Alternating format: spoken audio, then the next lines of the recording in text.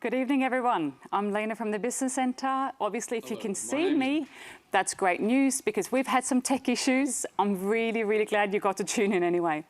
So first of all, want to start with an acknowledgement of country. I want to acknowledge the traditional owners of the country in which we meet today, the Awabakal people. We recognise their continuing connection to land, waters, culture, and we pay our respect to their elders past, present and emerging. Welcome, I'm Lena Vasta Hansen. I'm business advisor and program manager here at the Business Centre. I am so excited to see you all tuning in tonight from the comfort of your own homes. Tonight we're streaming live from the Business Centre headquarters here in Dick Street, Newcastle West, doing our utmost to keep our community safe.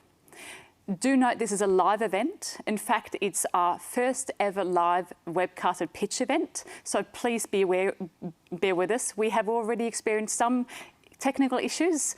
Hopefully there won't be too many more. So what's tonight all about? Tonight is all about 13 brilliant Year 10 and 11 students from 3 Hunter High Schools, from St Philip's Christian College in Waratah, Hunter River High School and Newcastle Grammar School. We're celebrating their accomplishments over the past few months, working hard on their STEM projects, an activity of RDA Hunter's Department of Defence funded ME program facilitated by the Business Centre.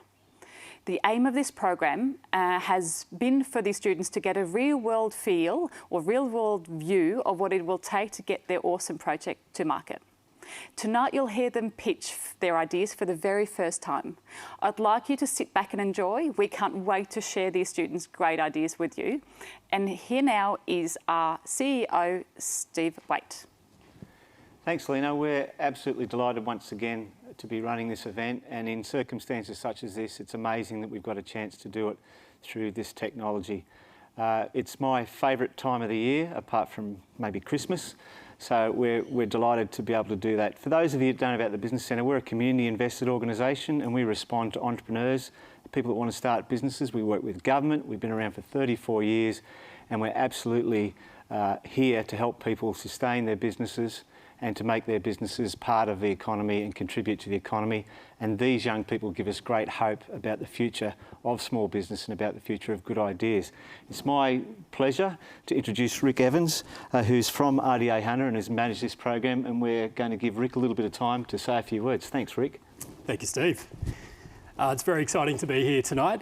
This is our 3rd iteration of the STEM Defence and Innovation program, a fantastic collaboration with the Business Centre. We've had that for 3 years. As Lena mentioned, this is an activity of the ME program, which is funded by the Commonwealth Department of Defence, and that's around developing a workforce behind the Defence Force, for a future workforce for defence industry and advanced manufacturers right here in the Hunter region.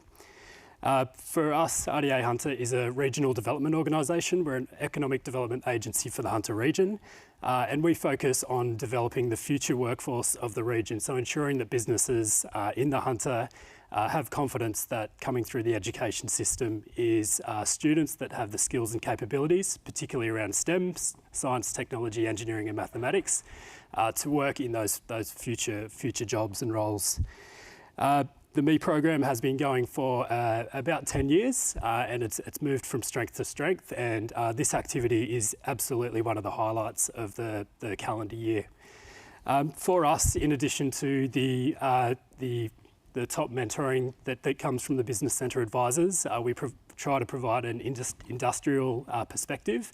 In previous years, we've done some really VIP experiences out at RAF Base Williamtown.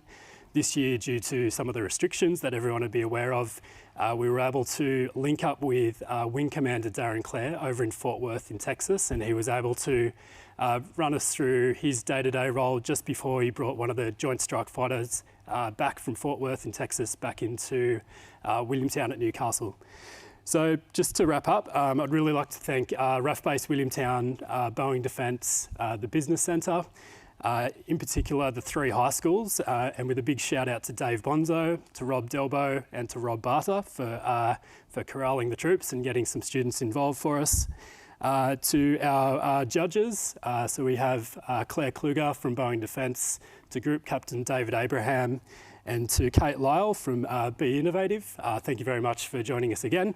And finally, good luck to all the students with their pictures. It's a really exciting event, and I'd like to pass over to Steve. Thank you. Okay, back to you, Lena. Thank you so much, Rick and Steve. I'd now like to introduce our guest tonight, an iSTEM and ME program graduate. It's Thomas Weidler. Thomas studied iSTEM at St Philip's Christian College and achieved accolades when he and his teammate Brendan Love developed a mind-controlled prosthetic hand for their major work. Thomas went on to attend the STEM Defence and Innovation program with the amazing Paulina Mangano, I like to mention, which led to new opportunities, including the Enabled by Design Hackathon, which he then won. During his first year studies in aerospace systems engineering at the University of Newcastle, Thomas helped create the NU rocketry team, which he says is a combination of his personal interests aligning with his professional aspirations. Later this year, he will start his undergraduate internship with Murray Consulting Solutions, which is a Hunter-based specialist defence and aviation consulting group. Space may be his mission, but he's also got a big picture vision. He wants to make a positive impact in people's lives. Steve and Thomas, over to you. Thomas, thanks so much for coming back. It's great to have you back in the fold.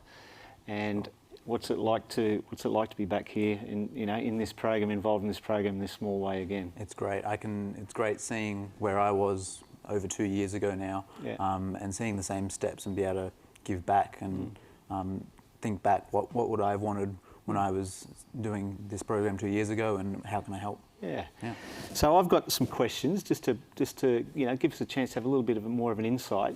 And the first question that I'd like to put to you is that you seem very clear-headed, and you've got a sense of what you want to achieve and how you want to achieve it. What's driven you, through this process? For sure. So Lena summed it up greatly. It's really just my interests from a young kid. I wanted to be an astronaut or a pilot, or as I went to high school, I wanted to learn more about how planes work and how rockets work, stuff like that. And it's really just led me to wanting to get the best out of all my opportunities and give back so others can have opportunities in these areas, specifically of aerospace and in the local area. Has there been, in this process, has there been anyone that's been particularly important to you in this journey along the steps that you've taken? Has there been anyone that's been particularly encouraging to you, made that difference? For sure. I'd definitely say my beautiful partner, Sophie. Oh, wow. As well as I learned in uni in my first few months that it's really about getting a good team around you, whether you're starting a company or in a course or in personal life. So my family, as well as Dave Bonzo, has really helped me get all my opportunities and make the best of them, for sure. So 3 years away from being involved in STEM, what, if we could look at it a little bit further, what were the valuable takeaways that possibly you could share now that you gained then, those 3 years ago, that have matured and brought you to this point? Definitely the pitching itself, and it's a shame that we can't quite get that this time. But definitely the nervousness and the skills in presenting to people, I've definitely used in pitching in a form to faculty members, to people I want to work with, as well as all the things that the Business Centre helped with along the way in developing my solution. Okay, one of the principles that we always are very realistic about when we deliver this program and with other people, and you probably remember this, is we're very honest about falling on your face and failure and how important that is to ideation. Give us an example of where you've fallen on your face that you've learnt from in this past while. There's definitely a couple, but a big one I would say was when I was competing at the Formula Student competition down in Melbourne last year. Our team hadn't really developed much aerodynamic systems for the car, but myself and a friend also in first year took it up to present the car in the aerodynamic judging session and to really try and learn from the judges. They didn't want us to learn, they wanted to find out what our car was about, and so we were definitely stuck for a second, but in the same sort of situation, pitching to these industry officials, these industry's experts, and getting the best out of the opportunity. And out of that, I got the contact details of one of those industry representatives, and I've used that since. Away from there. So if there's one little thing that you could share with these young people that are now involved and future people that are involved about the STEM program, what is it that you would share about the experience that you could pass on to them? It's great that you're just even involved and just stepping into the door and sometimes asking the dumb questions and being present is really important. And doing all the work that you've put in for the pictures that we're about to see. I think to remember it and to apply it in your life for the next few years and many more is definitely the best thing to do. Thomas, thank you so much for coming back and sharing your insights and sharing your experience. We're delighted to have seen your journey, and I think it's possible, isn't it, through this program that you can realise some dreams and some aspirations. For sure. Test ideas. Yeah, for sure. All right, and great fun along the way. Great stuff. All right, thank you very much, Lena. Back to you. Thank you, Steve. We are almost ready to get started on the main part of the night, that is the students pitching. But before we do so, I'd like to introduce our panel of distinguished judges and tonight's pitch rules.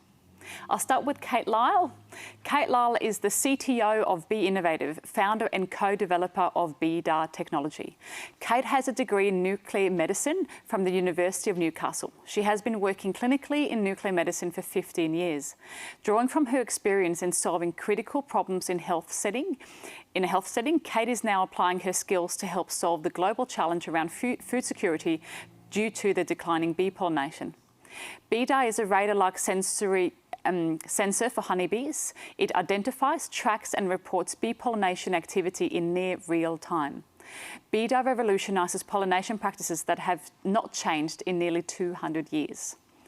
Given that 75% of the world's food crops involve pollination, this technology will be critical for economic and social sustainability worldwide. Be Innovative have seen amazing results with significant increases in crop yield and quality, helping to improve the financial sustainability of farmers and regional communities around the world. They're currently setting up their business in the US. All I can say is watch this space. If you want to know more about these guys' amazing work, check out their website. And then I'd like to introduce Group Captain David Abraham. Group Captain Abraham is the officer commanding for the Tactical Fighter Systems Program office located at the RAF base in Williamtown. He joined the Air Force in 1987. After graduating from the Australian Defence Force Academy in 1989, he held a series of posts at RAF base Townsville. In 1994, he left the Air Force to work in agriculture and recycling industries before rejoining the Air Force in 1997. Group Captain Abraham graduated from the Australian Defence Force Academy with a Bachelor in Computer Science and has also earned an MBA in Project Management. He was presented with a US Service Medal in 2015 for his contribution to the Joint Strike Fighter program. In his current role, Group Captain Abraham is responsible for the sustainment of the classic Hornet and Hawk aircraft fleets. Finally, for our third judge, here is Claire Klug, a Regional Director for Boeing Defence Australia. Claire Klug is Boeing Defence Australia's Regional Director for the Hunter and is responsible for leading Boeing's defence presence in the region. She oversees operations associated with community engagement, local industry collaboration, educational partnership and employee planning.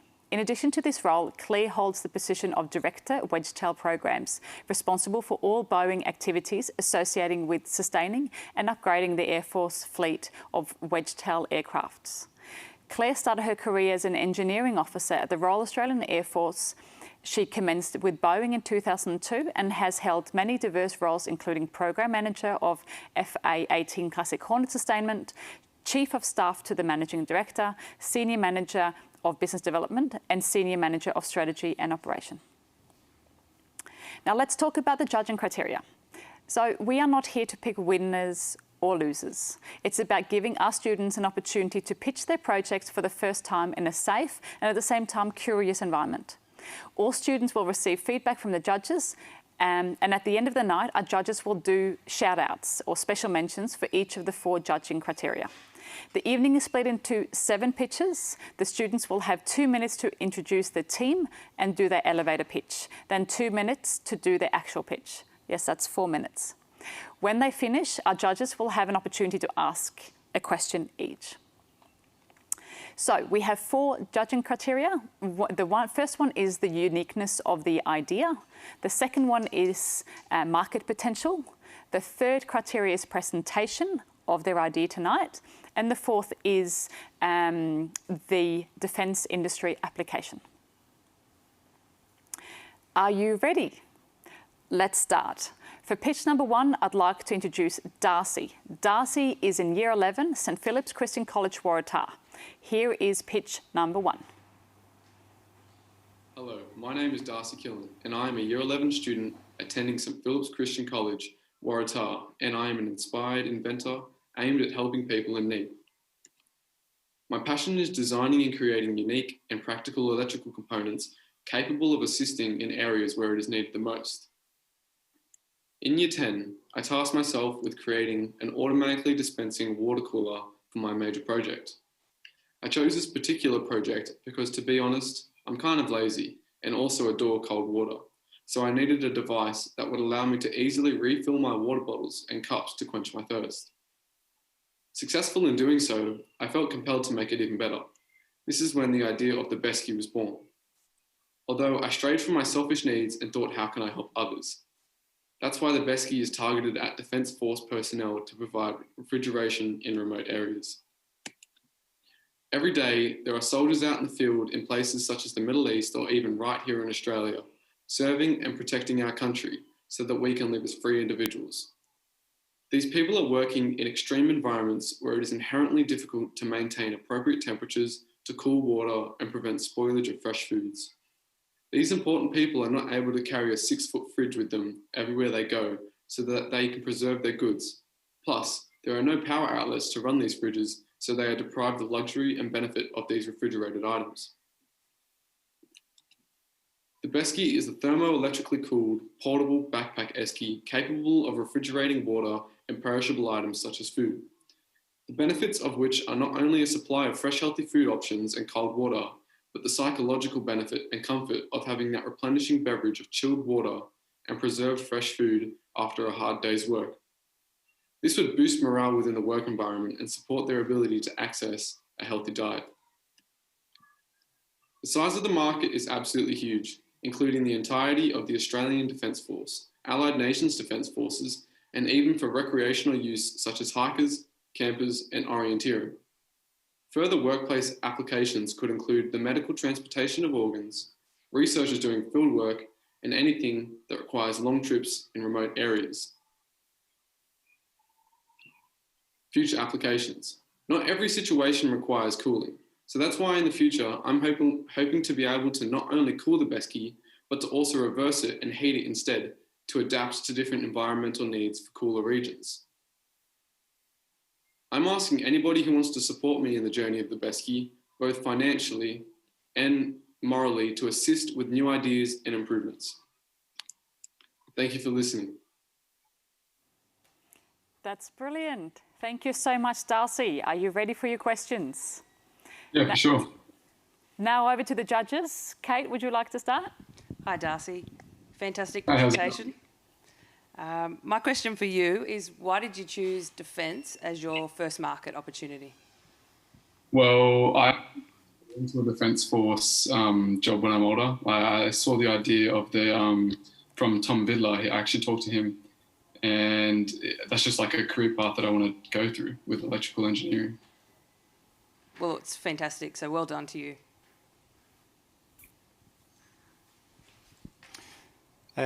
Darcy, David Abraham here. A quick question I have for you. It looks like a great idea, so well done with the pitch. Have you put it to the test, and what was that experience like? Still in the prototyping stage. I'm currently going through a bit of a face plant situation. It's got the cooling unit for the tank, but then the Peltier cooler is what's cooling the tank. It has a cool side and a hot side, and they both get to the extremes. And so I'm kind of struggling with ventilation for the hot side. So I haven't really been able to run it to its full capacity, or else it'll burn up the bag. So I'm still trying to figure out a casing unit for the hot side. Excellent. Hey Darcy, it's Claire here. Hey, great presentation, really well done, really clear and articulate. Hey, couple of questions. I'm really fascinated by this. What's the battery life of it? Battery life, it can run for like 4 to 5 hours non-stop. but it has a thermostat switch which can detect when it's getting too cold, and then it will overfreeze. So it switches off when it's overcooling, but you can switch it back on whenever you want. Fabulous. Thank you. Thank you so much, judges. And thank you so much, Darcy. Now for pitch number 2. For pitch number 2, I'd like to introduce Jaden and Toby. Jaden and Toby are Year 10 students from Hunter River High School. Over to you guys. G'day, my name's Toby Avery and I'm in Year 10 at Hunter River High School. I'm Jaden Voigt and I'm also in Year 10 at Hunter River High School. Only 1 in 10 Australians eat the recommended amount of vegetables, and with our cities expanding and the fact that good local fresh food is getting harder to source than ever. Our solution is a fully customizable hydroponic/aquaponic system to fit almost all apartments, backyards, and climates to grow vegetables like lettuce, radishes, spinach, tomatoes, herbs, and more. Design 1 was our first idea of our prototype, which was due to 3D printing to print the shell. Design 2 was an extension of our original prototype, but with a screw-in bottom to make it easier to fit.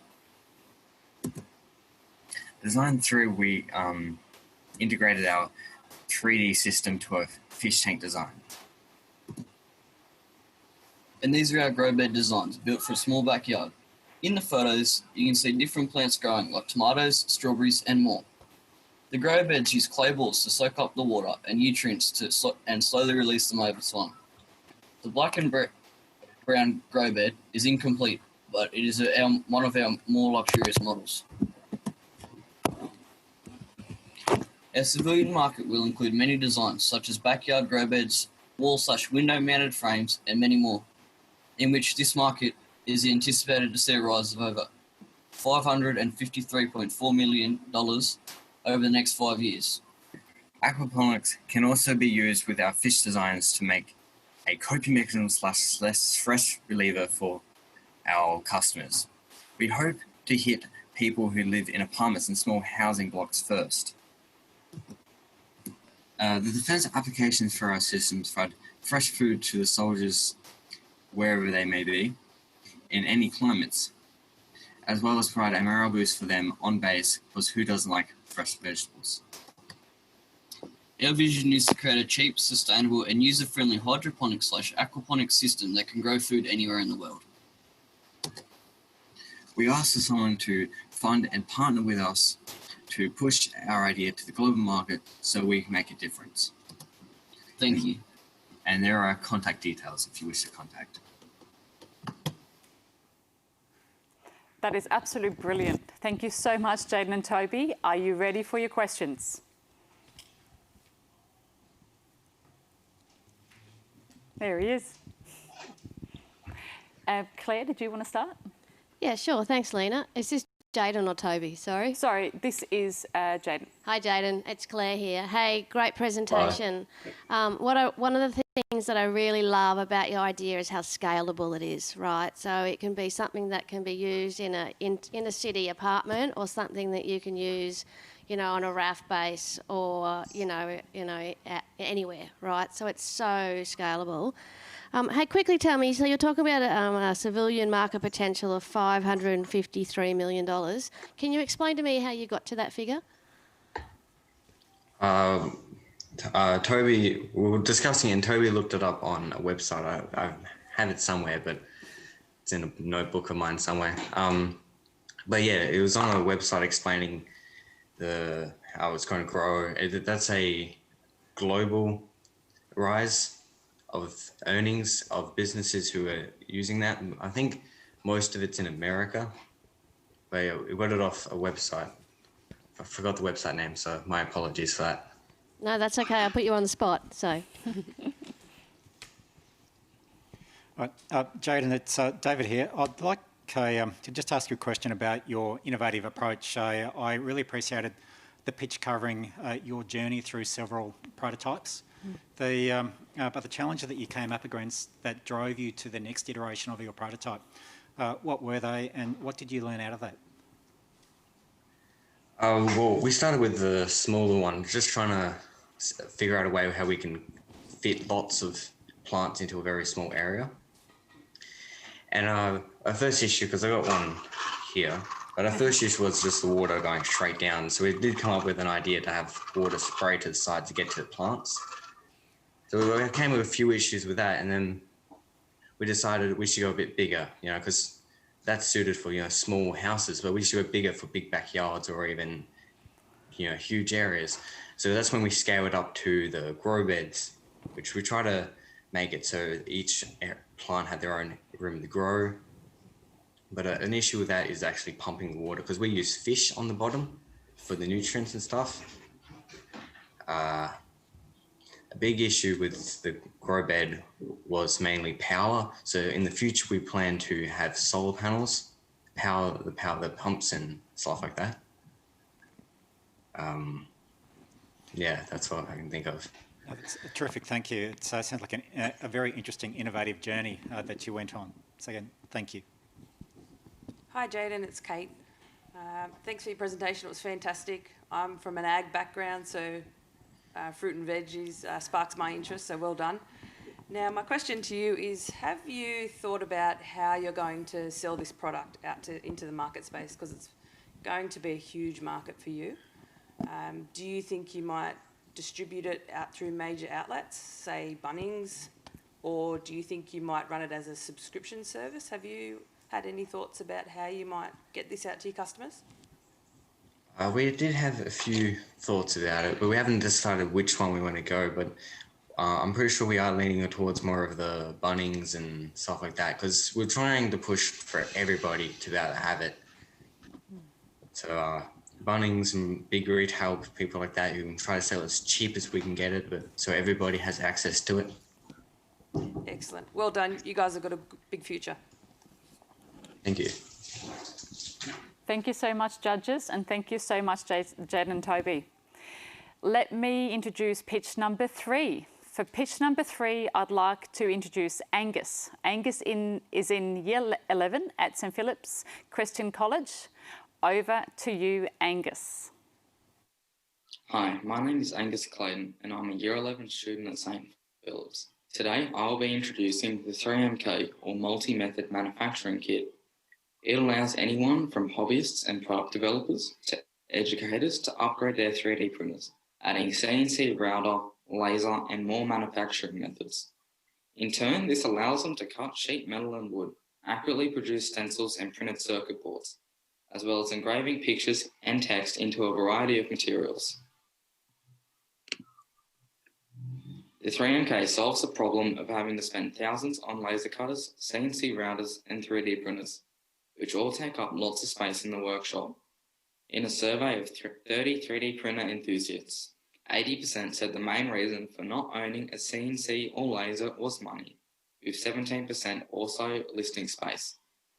The 3MK solves these issues by allowing 3D printer owners to take advantage of the 3-axis frame common between all these machines, just by swapping out the toolhead, saving them time, money and space. As the 3MK is an upgrade kit, it can be fitted to a small machine that might sit in the back of a military aircraft, to a medium size for educators for use in STEM and woodwork, or a huge machine that could carve out furniture. 75% of participants said they would consider buying the upgrade kit. The 3MK has its defence uses. It can be used for rapidly prototyping parts for engineers, or to create replacement parts in the field. Here, you can see a Prusa Mark III 3D printer upgraded with the 3MK kit. Cutting and laser engraving wood. The 3MK is also able to cut stencils and etch printed circuit boards.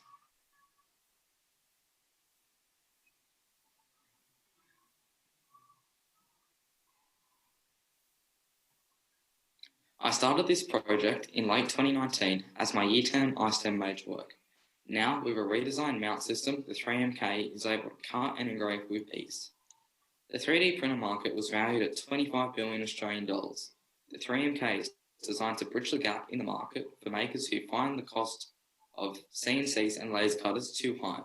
There were 1.4 million printers sold in 2018. I am looking for someone who would like to buy this idea from me, or would like to help me take it to market and complete my vision of having a 3MK fitted on every 3D printer. Overall, the multi-method manufacturing kit enables 3D printer owners to upgrade their machine, adding laser and CNC router functionality, allowing them to cut sheet metal and wood, accurately produce stencils and printed circuit boards. Thanks for your time, and don't hesitate to contact me using the information above. So very well done, Angus. Are you ready for your questions? Yes. Awesome. David, did you want to start? Thanks, Lena. Angus, that was a fantastic pitch. Some wonderful research behind it, and just seeing what you could do by changing out the tool to different features. In terms of your market research, that was particularly impressive to me. Through that research, had you identified any potential competitors in the particular market niche that you're pursuing?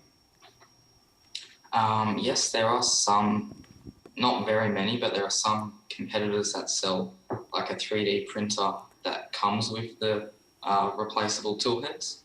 So, which came out like late last year while I was still building my original prototype. So I kind of changed course to market it as a kit to go on people's pre-existing printers, so they don't have to go buy a new machine. Terrific. I guess that's a great example of a response to a changing environment. Somebody beat you to initial idea, so it's adapt and take a slightly different tack. Well done. Hi Angus, Kate here. Great pitch, well done. My question to you is the portability of this device. Does it need to be powered, or is there a battery capability for it? It doesn't come with a battery, but you could be able to power up something like a UPS. With the 3D printing and the CNC, that is quite power intensive, so they'll need quite a large battery to do extended periods of time. But the laser isn't super power intensive, so that could be battery powered. Okay, thank you, well done. Hey Angus, it's Claire here. Hey, fabulous presentation, great pitch there. Love this idea. Hey, quick question for you, because I'm just thinking, in terms of application. Can you talk us through safety considerations or constraints in terms of using this, or what you've learned along your journey in terms of testing it from looking at through the eyes of safety?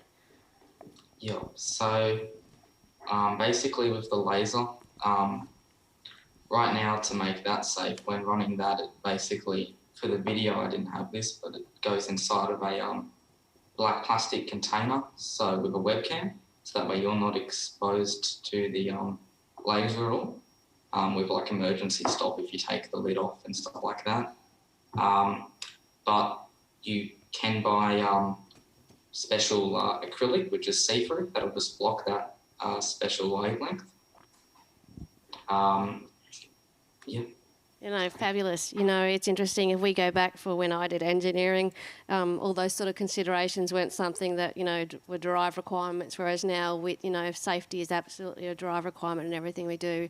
And it's fabulous to hear that you've thought about it and you've actually considered various options for solving that requirement. So, well done. Thank you. Brilliant. Thank you, Angus, and thank you, judges. We'll move on to pitch number 4. Pitch number 4 is Brianna, Jodie, Ellie and Emily. They are in Year 10. They are from Hunter River High School. Over to you, team. Hi, I'm Ellie Markwood. I'm Judy Meredith. I'm Brandon Markey. I'm Emily McGarry, and we are in Year 10 from Hunter River High School. Approximately 8.3% of Australian Defence Force members have experienced PTSD in the last 12 months. That is almost 1 out of every 10 soldiers dealing with this issue. Our solution was to create a mental health app that will provide soldiers with communication technology and activities to help them overcome past problems or traumatic experiences. Our app is March On. That we have designed is a way to support returning women and men from combat between the ages of 20 to 30 years old. March On creates a safe environment for soldiers from the comfort of their own homes. The app includes a number of different features that will help soldiers in their day-to-day life. March On includes a number of different features and functions, optional and non-optional for the operator's use. Each component supports the veterans with activities to help transition back into civilian life. The following features listed help boost soldiers' mental health by supplying them with a safe place to communicate, calming and relaxing exercises, emergency buttons, a buddy system, and many more. We designed the app to be easy to use with a simple but effective format. The design of our app logo depicts two good doves carrying poppies. The doves symbolize peace and love, as well that you're not alone. Poppies are being carried by the doves to symbolize war and hardship. Our app also contains privacy features and easy to understand settings. To grow our app, we will be reaching out to the local defence force and asking if they'd be interested in funding our concepts to develop the app. I hope you see a licensed version of our app, which is to be distributed to the returning servicemen and women. In a couple of years, we vision our app to be used by 50% of all returning servicemen and women. Thank you. Thank you so much, girls. Are you ready for your questions? Who is going to answer the questions? It's Emily. Yep. Kate, do you want to start? Hi, Emily, it's Kate. How are you? Good, thank you. Great presentation from the team. I had one question for you. The content of the app, how did you research what was suitable to put in that application? So we got into contact with an advocate of the Australian Defence Force, and she let us know like good strategies to help soldiers like overcome like PTSD. And we also did some research into like business companies and stuff such as Swiss 8. And we also looked at the other strategies other mental health apps have used in order to help like certain problems. And then we used that together to try and develop our own concept. Well done.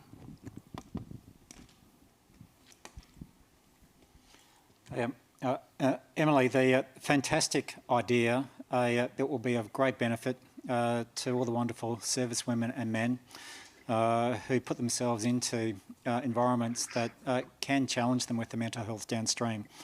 So again, hats off to the team for looking at an application that will get people to a better space. But of course, the men and women in the Defence Force aren't the only people that can be subject to PTSD.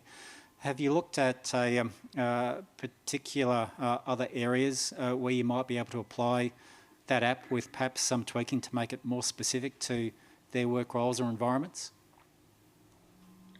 We have also made our app to be able for family members to use, so they know how to support their loved one who is dealing with PTSD.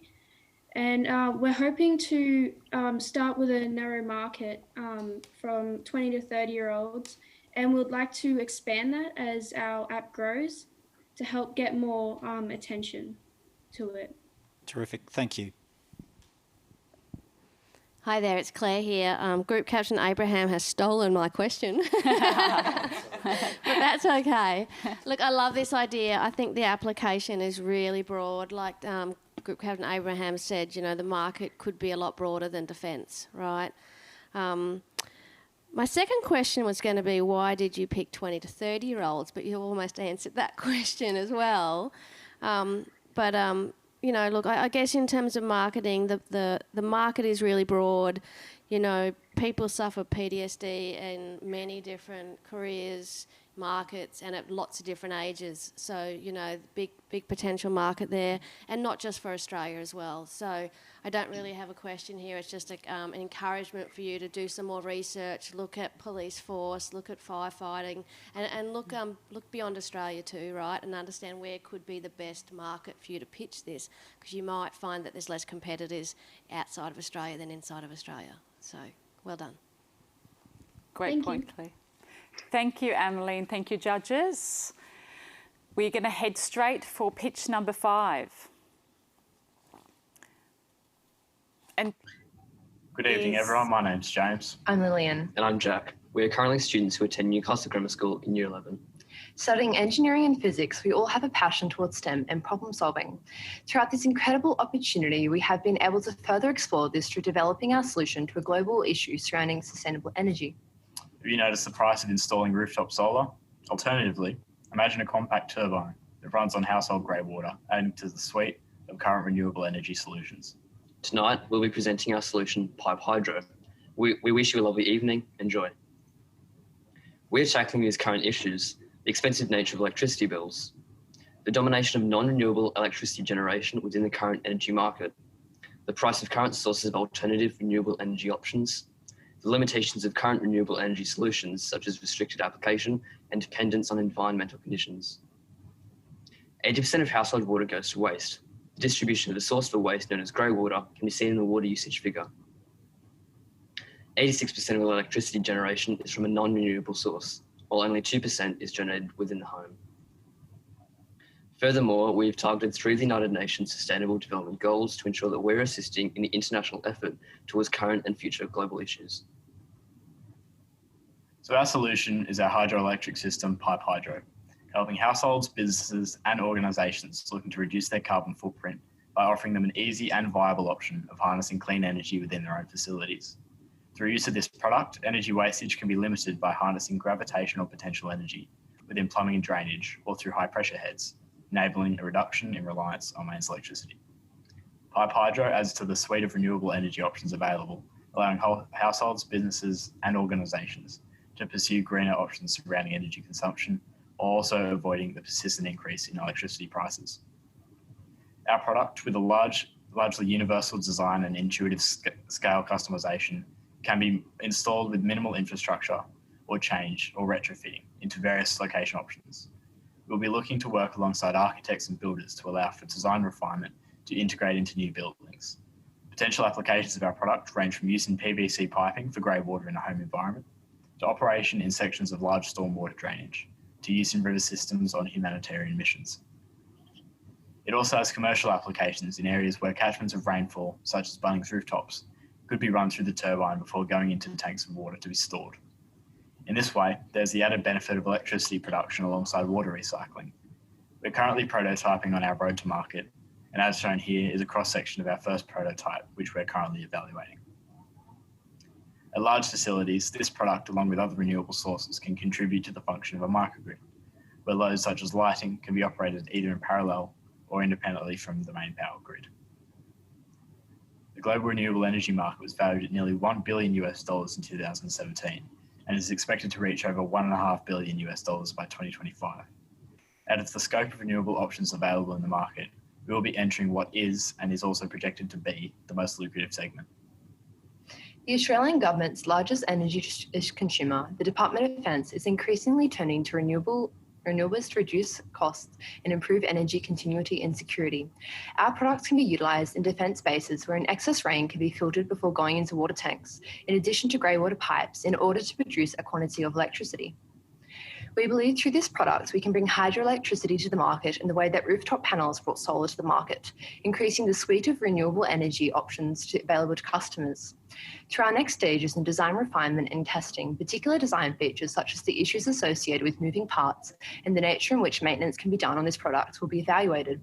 In these stages, a constant loop of feedback will cycle from individuals who are engaged in sustainable energy production and our target audience of regular households in addition to defence and commercial applications. In order to achieve sustainability targets, partnerships can be established with private sector renewable energy technology providers. Through this, progression toward renewable energy projects at defence sites can be made at these bases having the greatest renewable potential. Don't hesitate to contact us for any further questions. We'd love to hear your feedback. Thank you for your time. Thank you. Thank you.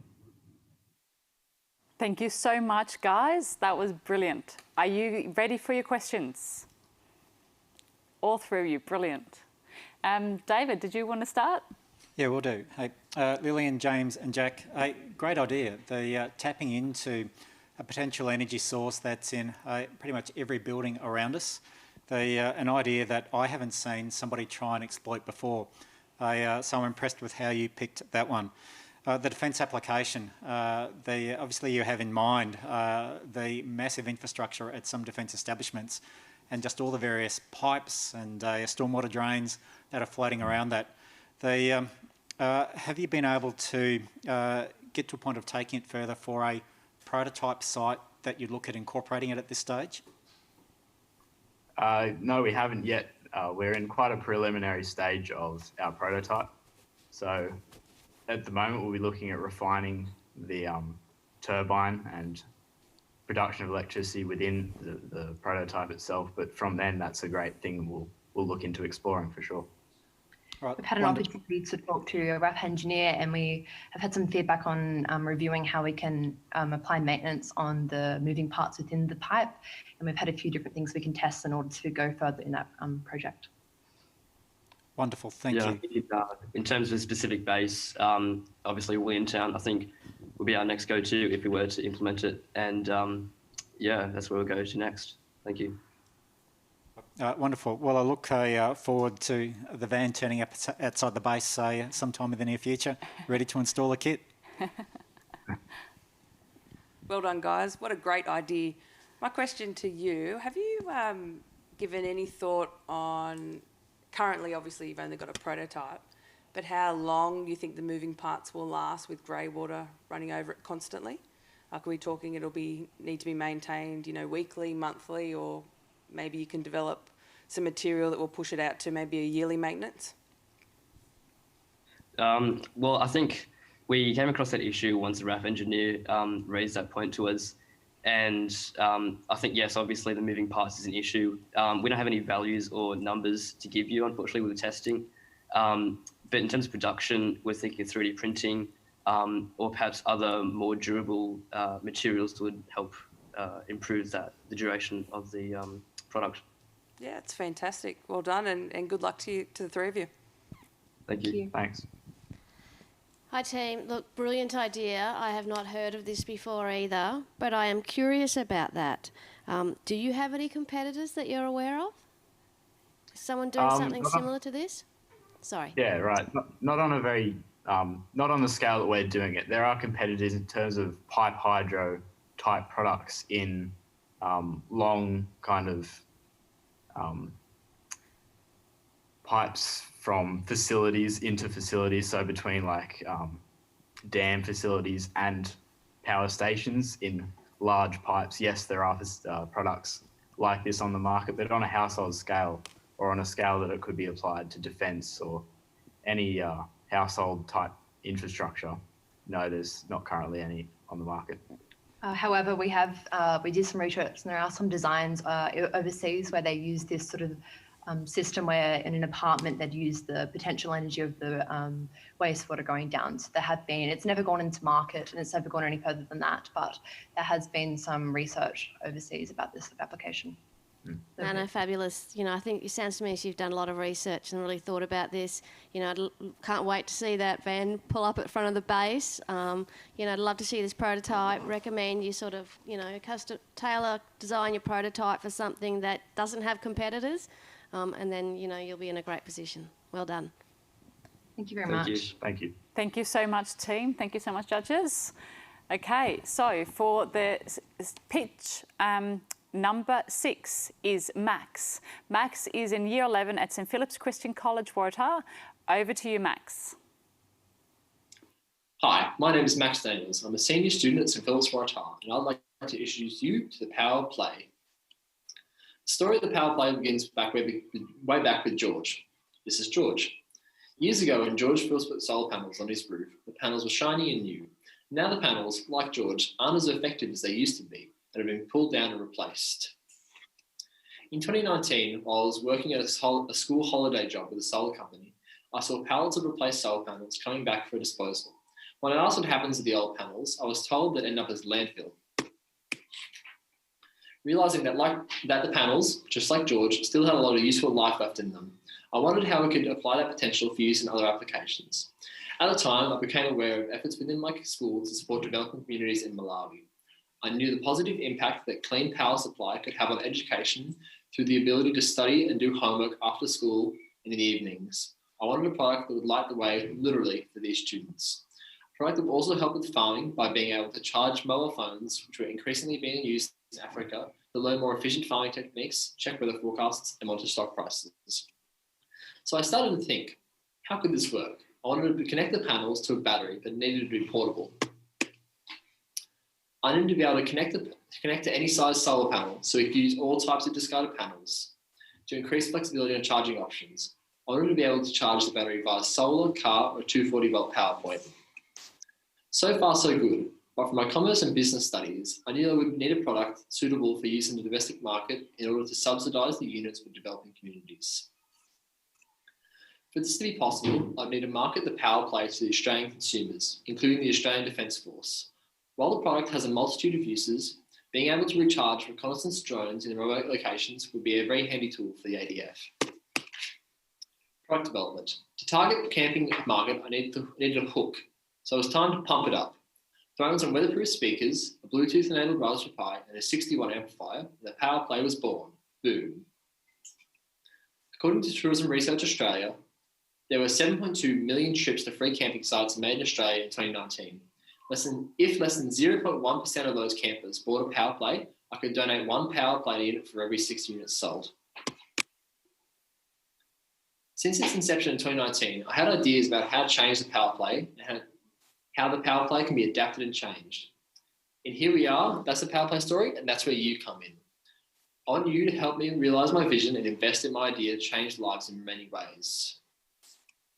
I know that wherever you go, the bush, beach, mountain, ocean, you can charge your phone, your drone, play some tunes, or get the news. You've got the power. The power to help the environment, the power to assist communities recovering from bushfires, and the power to assist developing communities, and the power to do good with your power play. Thank you.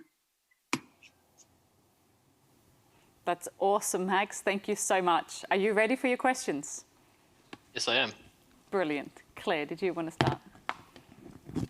Thanks, Lena. Hey, fabulous presentation. I love the ending. Well done. Hey, maybe I missed it, but what's the weight of your power play? Do you mean in terms of, I've got a product actually right here with me. In terms of weight, do you mean like from ordering or? No, in terms of, like if we're looking at the potential market of campers and hikers, is it something that's easy to carry? Everyone that's got a forward drive and goes off-road is very careful and conscious of weight, in their vehicles. So I'm interested in that aspect of it. The box is extremely portable, using a lithium-ion battery. If I was to use a giant car battery, it would be considerably more heavy. And we changed the design to compact it into a small box. We were thinking originally of a larger battery box. There are others already like it on the market, which were heavy to lug around. So we ended up, condensing it down into a better package. No, well done. Absolutely. Did you want to go, David? Max, again, I'll just echo Claire there with a great pitch. You've come up with a product that you could see a range of diverse markets in which it could be applied. But it's not the first portable boombox, if you like, out there. It's the other utility that it brings. What do you see as your closest competitor in terms of nearest to your design or concept? Is there something close to it, or do you think you've actually got a good niche of the market all to yourself? I think I've got a good niche of the market all to myself currently, because the other products on the market are just the box, and it costs upwards of $800 just for the box itself. None of the internals, with the plugs and some power sockets, no batteries included. And these ones usually take giant car batteries instead of lithium-ion ones, anyways. Right, wonderful. I really appreciate the fact that you have found that great niche, and I'm looking forward to seeing the multiple applications and the great social value that can come out of it too. Thank you. Hi Max, Kate. Well done on your presentation. Thank you. Sorry, it's Kate. Well done on your presentation. Have you thought about the market value for this? Do you think you would be more inclined to sell this as a product, or do you think there will be some options for you to lease these out to customers? The original idea would be for me to approach outlets like BCF and other camping stores, and maybe get it as a order-in product. So you list, it's like spec product. So you get the box itself, You can tell me what you want to put in the box, say speakers or other applications like a radio, or applications, other devices like a radio or things like that. And I'd build it and then it'd be brought into the store and handed to the customer, just to start out with. I think that as a model is quite clever. Well done. Thank you. Fantastic. Thank you so much, judges. Thank you, Max. We are going to hit our very last pitch of the evening. I want to introduce Jack F. Jack is in Year 11 at St Philip's Christian College, Waratah. Over to you, Jack. I'm Jack Fraser from St Philip's Christian College, Waratah, the creator of the Auto Iron. I am 17 and I have a passion for business, engineering and computers. People hate ironing and steaming clothing. It's a boring chore almost every person hates doing. I decided to build the Auto Iron as I hate ironing myself, and I thought there must be a way to automatically iron clothing. I did some research and there was no automated ironing machine on the market, so I decided I would make one myself. A survey was completed about the enjoyment of ironing, and over 77% of people said they disliked ironing. People would much rather spend time doing things such as family time and enjoyable tasks rather than the dreaded task of ironing. The solution to ironing clothing is the Auto Iron. The Auto Iron is a revolutionary machine which uses custom machinery to steam all of your clothing. It is a simple machine which is easy to use in an effective way of vastly revolutionising the way people steam and iron clothing. The Auto Iron uses custom machinery and designs to steam all of your clothing. It uses a variety of motors, sensors and other equipment to automatically detect, steam and clean multiple items of clothing with one press of a button. It is designed so that it can handle all types of clothing that you have, and it can handle multiple items of clothing at once. Here are some photos I have of the actual progression of me building the Auto Iron. I've got a quick video here for allowing me to play it, of it actually ironing some clothing, technically steaming, but this is it here. It is quite slow at the moment, but I can easily speed it up. And unfortunately, you can't see the steam on the video, but it's definitely actually steaming the clothing. The global ironing industry is at 1.67 billion AED and is set to grow to 1.83 billion AED at the end of 2020. I believe the Auto Iron can be used by every family, no matter the size, as everyone needs to do the dreaded task of ironing. The Auto Iron is targeted towards households and businesses which have to do ironing quite frequently. The application for the Auto Iron in the Defence Force is for every Defence employee using the Auto Iron to iron and steam all of their clothing so they can use their free time more effectively. Here's a timeline I've made of when I'd like to bring the product to market. At the start of the timeline here, I'd like to actually start and make it more reliable and functional. Then I'd like to go through a couple of beta testing periods with people getting feedback for the product. And then hopefully next year sometime, I'd love to actually launch the product into market. My vision for the Auto Iron is for every household to have an Auto Iron. My ask is for advice and funding towards bringing my product, the Auto Iron, to the market and paving the way for automated ironing and steaming around the world. Here I have a contact page if anyone would like to contact me, and I'd be happy to answer any questions or any feedback. Thank you for your time, and let's steam our way to success. Thank you so much for that, Jack. Absolutely brilliant. Are you ready for your questions?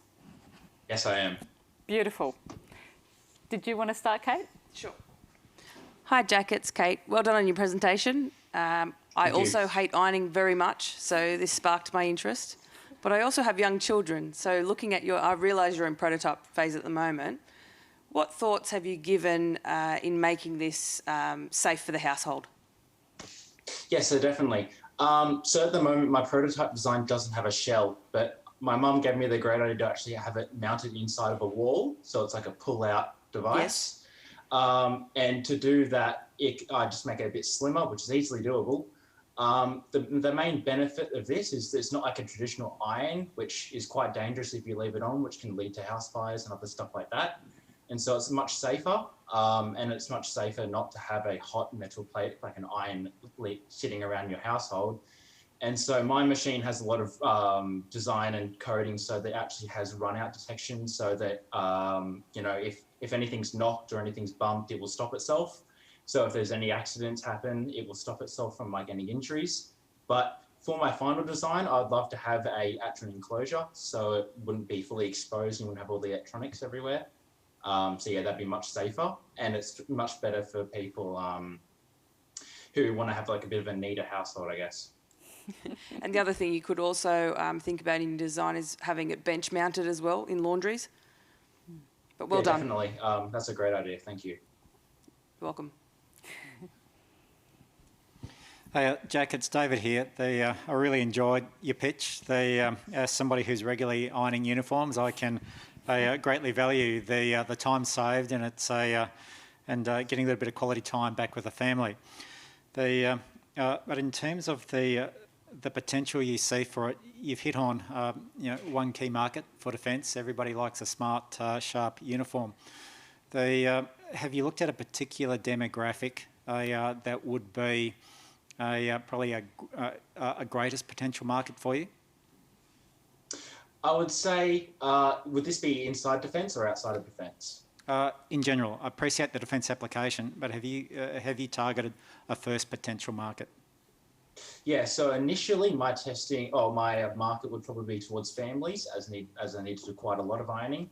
And just because I think they would be a great need, because I don't want people spending hours ironing clothes for families, and who wants to do that, I guess.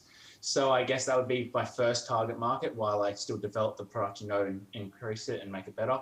And more cost efficient, so hopefully after that I can work my way down to more like to single people who live by themselves at their house. But yeah, definitely right now I'd say my first market is like families, and until then hopefully I can scale it down so everyone else can have an auto iron. All right, great, thank you, and I wish you the best as you work through the prototype. Thank you.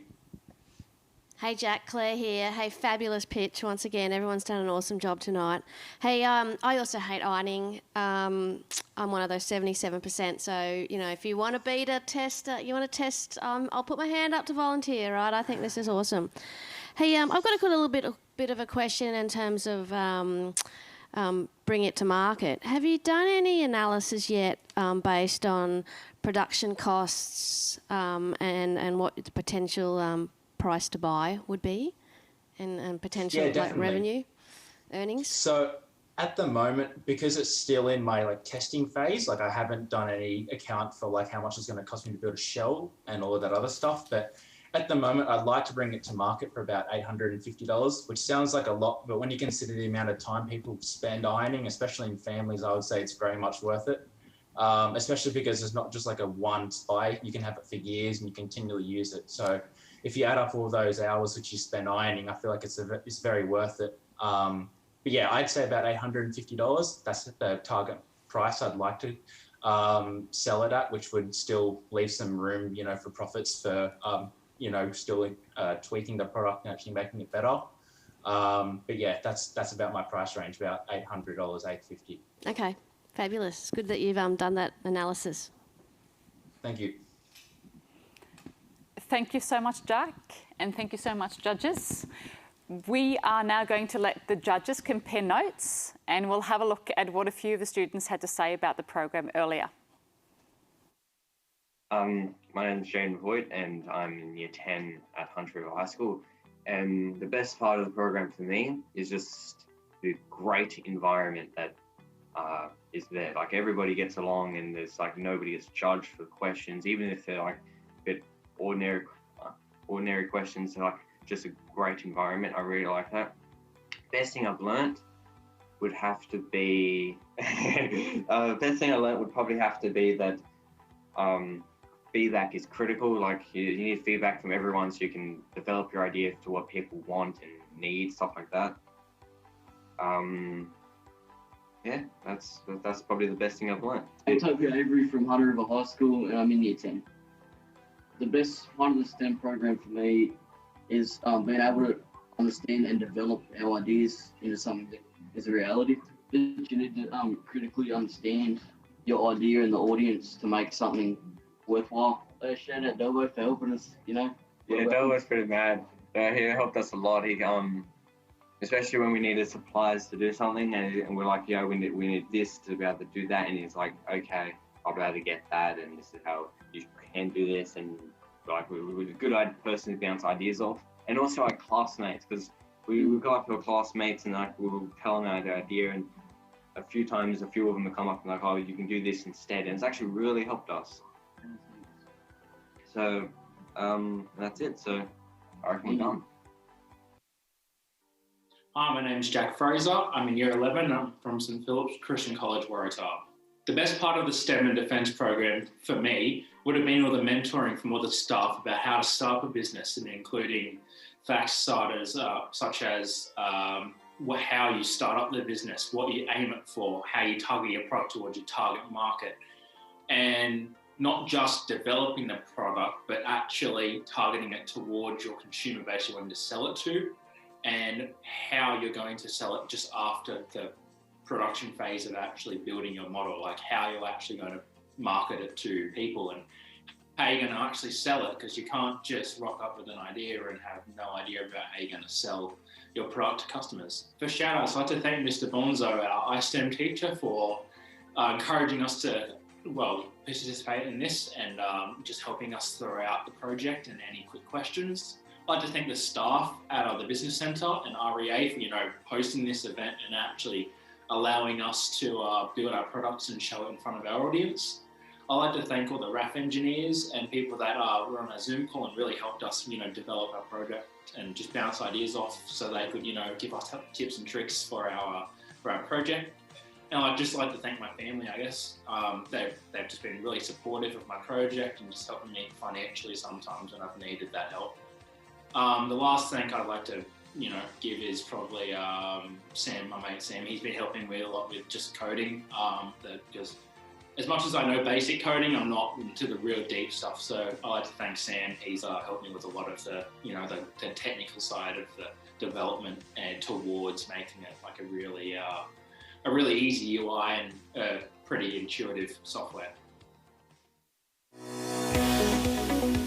Welcome to the Business Centre. My name's Steve Waite. I'm the Chief Operating Officer. Whether you are starting a business, whether you've been in business for a little while, or whether you just want to change the way your business is heading, the Business Centre is a great place to come. We are a not-for-profit organisation.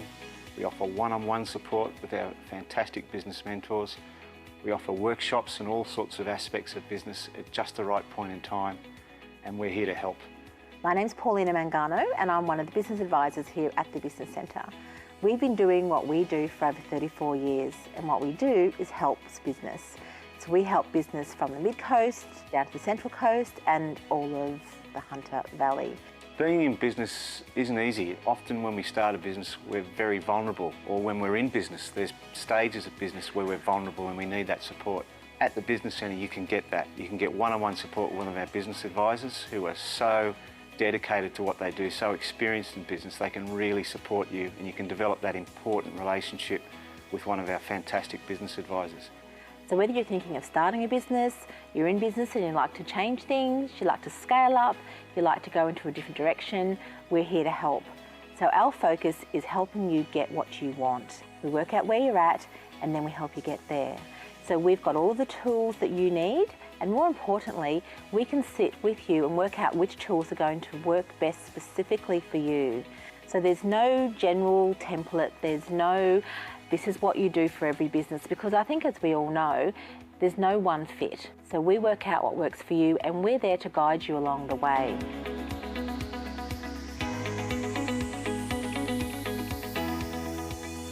Hi, my name's Lockie McBean from Grainford Brewing Company in Newcastle.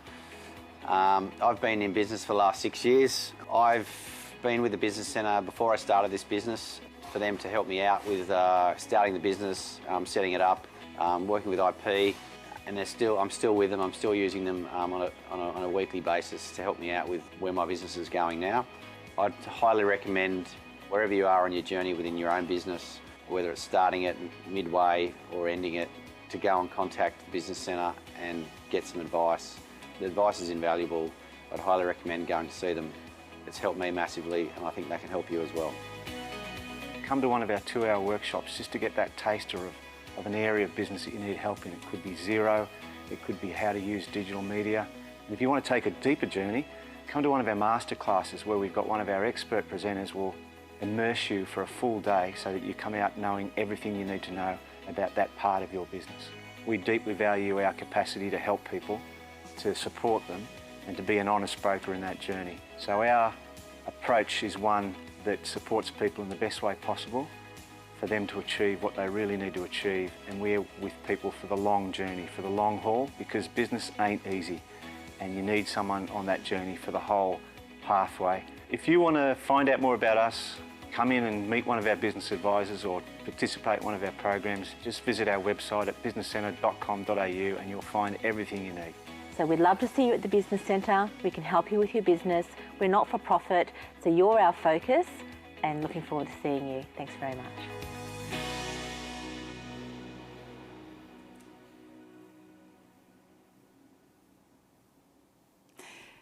Welcome back, everyone. Hi, students. So the judges are now ready to give their shout-outs. David, you want to start? Thanks, Lena. I'd like to firstly start with just acknowledging the great overall efforts for every pitch team that's out there.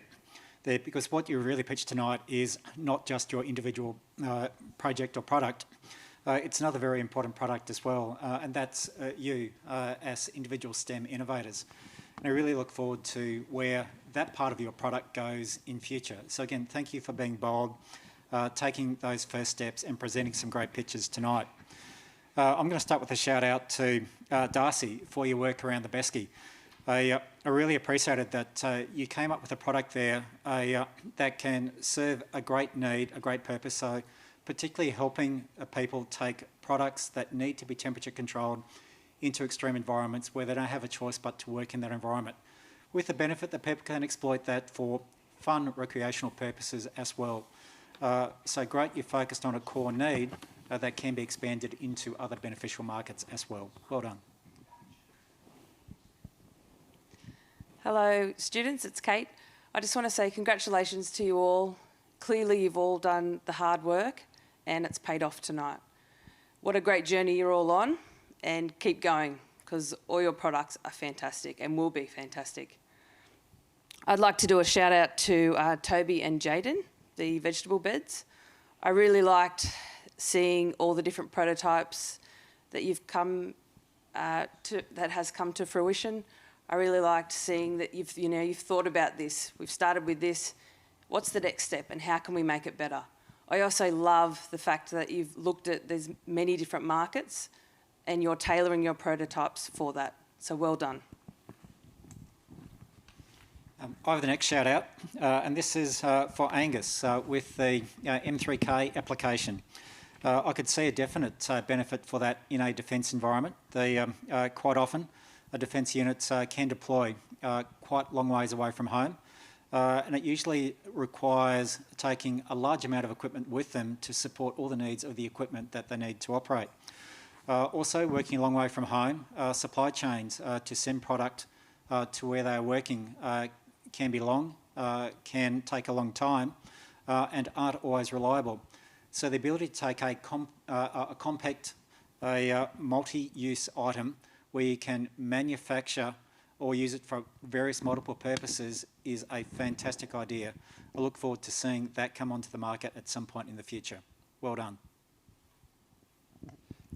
Hey everybody, Claire here. Look, this is the third year in a row that I've been a judge at this pitch night, and every year I leave so inspired by what I've heard and what I've seen. You know, what I've seen today is professionalism, innovativeness, agility, fabulous project management, marketing skills. Every one of you should be so proud of what you've achieved today. I know that you inspire me, and I can't wait to hear what each and every one of you are going to be doing in the next few years. Just like we heard from Thomas today, it's always so inspiring to see where you all get to. So thank you so much for making my day. My first shout out is to Emily, Brianna, Jodie and Ellie. One of the reasons why I just really loved your idea is that it has such a huge market. You know, if we look at your PTSD application, it has a market that is worldwide. It has a market that has got it affects not only defence but so many other different industries, and not even the obvious ones. One of the aspects of your app which I really resonated with was the fact that it wasn't an app that was solely for the person that was struggling, but it was also had customisable and features that supported the families as well. I'm someone that knows a couple of families which have got someone suffering PTSD, and I know that for the families it is a huge burden and a huge challenge on the families to be able to, you know, support that person and know what to do. So love the fact that you're thinking of the families too. Well done, fabulous market, and I love the fact too that as an app, it's not a one-off product that you sell. You can continuously update this, right, to bring people back to you. So I think it's a great opportunity. Well done. Okay, the next shout out goes to Lillian, James and Jack. Your greywater pipeline is fantastic. Congratulations to have such a huge market to really take this to the world. Can you imagine this installed in every shopping centre, every industry, every office, every household? That's a pretty nice place to be. So well done, guys. Keep going with the tech, make it really efficient, and you guys will go well. All right, next shout out is to Max, Power of Play. Hey Max, I was so impressed with your presentation today. You really articulated what the problem space was and what your solution was. You obviously have a really great vision and a great understanding of the market and how you're going to sell it. So really impressed with that. I think the applicability is great. If you keep it light, you know, that just really creates, helps to, you know, focus on that niche market, but it's expandable too. So well done, great idea, and I love your vision and, you know, how much work you've put into this so far.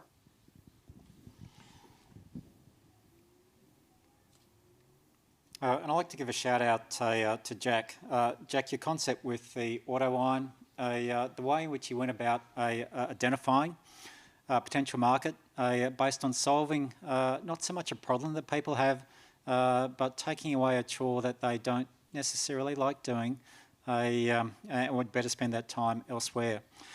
The process that you've gone through to explore, innovate, develop your prototype, I thought is good. Acknowledge that there's more work to go, but you're working through the journey on the way, and you're thinking, you're problem solving. You've got a map ahead as to how you might get that thing to a mature state, and perhaps one day we'll see an auto wine in every house. So well done, and I wish you the best. Judges, thank you so much. That's fantastic feedback, and I'm sure food for thought for all of the students. So before Steve and Rick close out the night, I'd like to say thank you so much to our judges again. Thank you for being a part of this. And to our awesome students, it's been an absolute honour to be on this journey with you. And Claire said you made her day. You have made my month, just so that you know. And I'm pretty sure that I'm speaking for Martin as well. For everyone there at home, thank you for tuning in tonight. Enjoy the rest of your evening. Steve and Rick, over to you. Well, thanks everyone. You young people that participated this year really lift us up. You make us feel so good about the future and about the courage that you have to tackle this and be fearless about ideas. If you can remember anything about this experience, remember the experience of what you've done in coming up with an idea and following it through to something that is viable. I would really like to thank so much RDA Hunter for letting us be a small part of their programs and giving us an opportunity to bring young people and their ideas to the community. I think the future is in very good hands. I'd like to also acknowledge and thank once again the judges with the generosity of their time, and I'd very much like to thank Lena, who led this project for us, and we work in teams here at the Business Centre, and the team that was behind Lena and working with Lena, it makes everything possible. I'm going to hand over to Rick to close the night out and say, Rick, it's been a pleasure working with you and with Sarah and the team at RDA again. So thank you, and we'd love to still keep working with you and keep discovering new ideas through the young people that we work with. So thank you, Rick. Thanks very much, Steve. Yeah, it's absolutely been brilliant working with the Business Centre again in 2020. I think you'll all agree it's been quite a tumultuous year for industry and for education in particular. So I'd like to thank not only the talented young people that you've seen speak tonight, but also their sponsoring teachers and schools. This activity is extracurricular and the students have to catch up their lessons in their own time. It's been a huge effort on their part. I'd also like to commend the Business Centre for what they're doing for the COVID-19 recovery. Some amazing activities and programs out there available. For this particular program, the STEM Events and Innovation Program, the funding comes to us through the Commonwealth Department of Defence. And as I mentioned earlier, that's about developing the future workforce for the Defence Force. So about skilling up industry that's supporting the ADF. It's a very difficult brief that we've provided the students, and they just hit the mark extremely well by creating that defence applications. But as I think you can see from some of the pictures, there's some really fantastic other market sectors that they can also look at. And finally, from an RDA Hunter perspective, we look forward to continuing our workforce development programs and a bit of a call out to local industry, be that a startup organisation or a local defence industry prime. Please look at employing local students. They're coming, really talented kids and students coming through the local high schools, through the TAFE system and the VET system, and through the university. So please look at employing an apprentice and a trainee, a cadet or a university graduate. And once again, thanks very much for a fantastic evening. Thanks, Rick.